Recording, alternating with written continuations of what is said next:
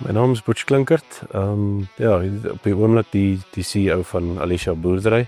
Hierdie spesifieke plaas het ons al van 1980 af van die familie en beplan om vir nog 'n klomp jare te hê. Ons boer hier met suurlemoene en meerendeels Valencia tipe lemoene. So ons grootste uitdaging is ons grond en om dit te bestuur, om dit los genoeg te kry dat die sitrus se wortelontwikkeling en algemene fisiologiese groei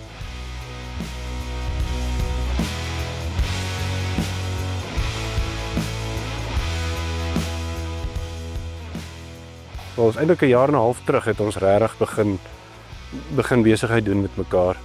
En van dag 1 af het dit wat hy gesê het gebeur en hy het definitief die foute wat ons in die verlede gemaak het hy herstel. En niemand anders kon dit regkry nie. Hierdie jaar is die eerste jaar in 6 jaar wat die bome weer begin blom. So jy kan definitief sien ons wortel groei, ons wortel flush.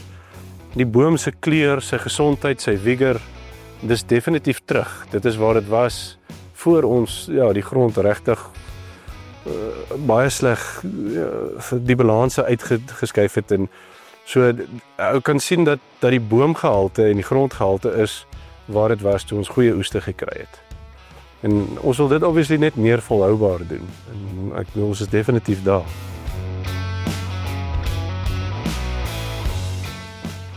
Met Rudy hulle se produkte en wat wel is nie net hulle produkte nie, ek dink ook sy kundigheid en sy omgee het ons dit reg gekry om die grondkompaksie heeltemal weg te kry. So ons grond is nie so verdig nie.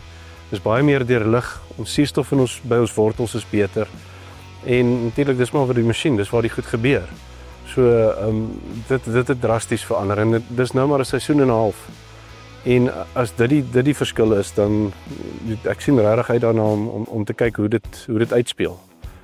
Ek sal definitief vir Rudy en BioBricks aanbeveel vir ander boere. Ons het hierdie partikulêre land het ons eintlik maar as 'n proefkonyn gebruik, dit in een suurlemoenblok.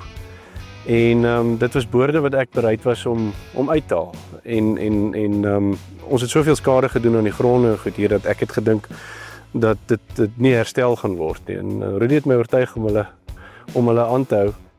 Daar's geen skade nou nie. Ons het sterk skille, hier's nie kraakskil nie. En ou kan definitief sien met die boorde hoe hulle lyk.